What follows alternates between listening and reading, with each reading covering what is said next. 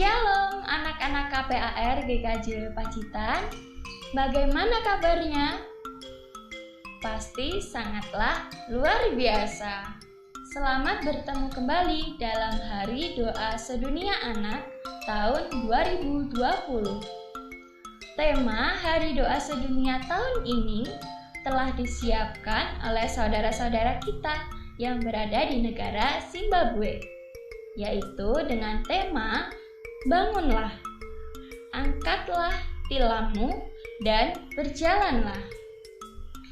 Zimbabwe adalah suatu negara yang dikelilingi oleh daratan dan terletak di benua Afrika.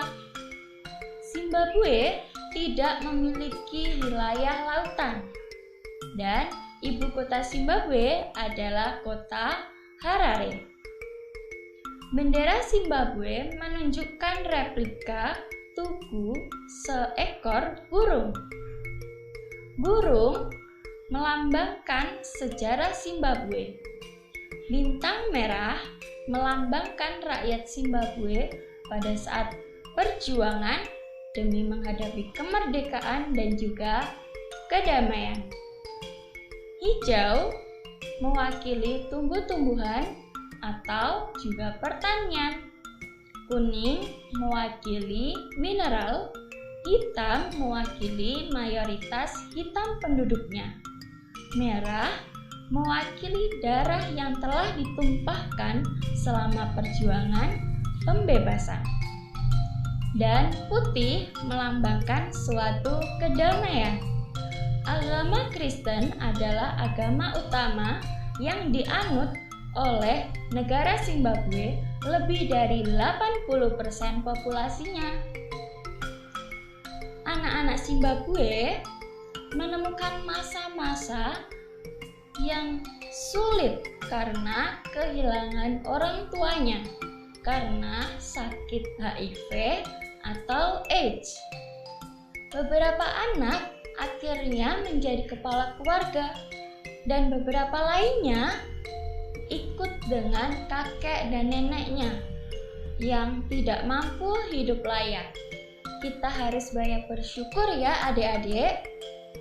Nah, selanjutnya pada Hari Doa Sedunia pada sore ini kita akan mendengarkan suatu firman Tuhan yang telah dibawakan oleh Bapak Pendeta Sabtowardoyo, dan terkhususnya kita akan doa untuk teman-teman kita yang ada di negara Zimbabwe.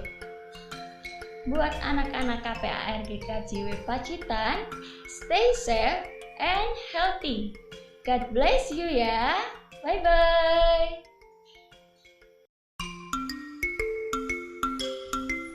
Shalom adik-adik, kita akan bersama-sama merenungkan firman Tuhan dari Yohanes 5 ayat 2 sampai 9. Di dalam firman ini, Tuhan Yesus melakukan mujizat di Bethesda, yaitu sebuah kolam di dekat pasar domba yang memiliki 5 teras. Dan di dalam teras itu banyak sekali orang yang sakit. Orang sakit lumpuh, timpang, buta, dan lain sebagainya. Mereka menunggu goncangan air di kolam itu. Karena ketika malaikat Tuhan menggoncangkan air itu, maka siapapun yang pertama kali masuk ke dalam kolam itu, dia akan disembuhkan apapun penyakitnya. Adik-adik yang terkasih, Tuhan Yesus melihat ada satu orang laki-laki yang sakit di tempat itu. Dia sudah lama, sudah 38 tahun sakit, dan dia tidak sembuh. Karena apa? Karena tidak ada satupun orang yang bisa menolongnya untuk membawa masuk ke dalam kolam itu ketika kolam itu bergoncang. Adik-adik yang terkasih, Tuhan Yesus menghampirinya dan bertanya, "Maukah engkau sembuh?" Dan orang itu menjawab, "Tuhan, saya tidak memiliki siapapun untuk menempatkan saya di kolam ketika air digoncang. Dan sementara saya berjalan, orang lain melangkah di depan saya." Tuhan Yesus berkata kepadanya, bangunlah dan angkatlah tilammu dan berjalanlah. Apa yang terjadi adik-adik?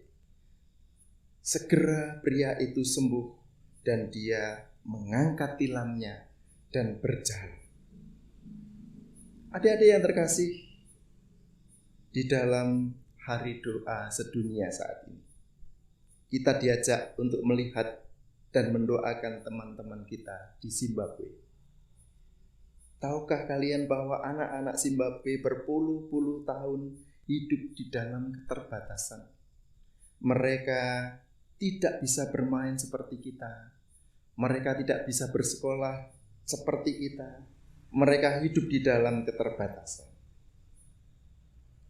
Karena keadaan yang tidak memungkinkan menyebabkan mereka tidak bisa hidup seperti kita. Karena keadaan ekonomi, karena politik, dan lain sebagainya. Namun demikian adik-adik, mereka tetap berjuang. Seperti seorang yang lumpuh yang sudah 38 tahun tadi, yang menunggu goncangan air. Dan apa yang terjadi? Pertolongan Tuhan datang. Pada tahun 2018 mereka bisa bernafas lega dengan adanya pemerintahan yang baru. Mereka bisa punya harapan yang baru untuk maju, untuk sama dengan anak-anak yang lain di dunia ini.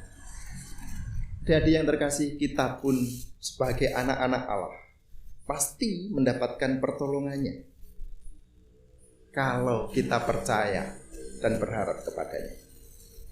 Pada saat ini kita atau dunia mendapatkan cobaan dengan adanya wabah. Wabah apa adik-adik? Ya, wabah corona. Itu menyebabkan dunia ini begitu mencekam, begitu menakutkan. Tetapi kita tidak boleh takut. Kita harus berjuang. Kita harus punya harapan. Seperti seorang yang lumpuh tadi. Seperti anak-anak Zimbabwe tadi. Kita harus berjuang. Bangunlah, angkatlah tilammu dan berjalan. Artinya apa?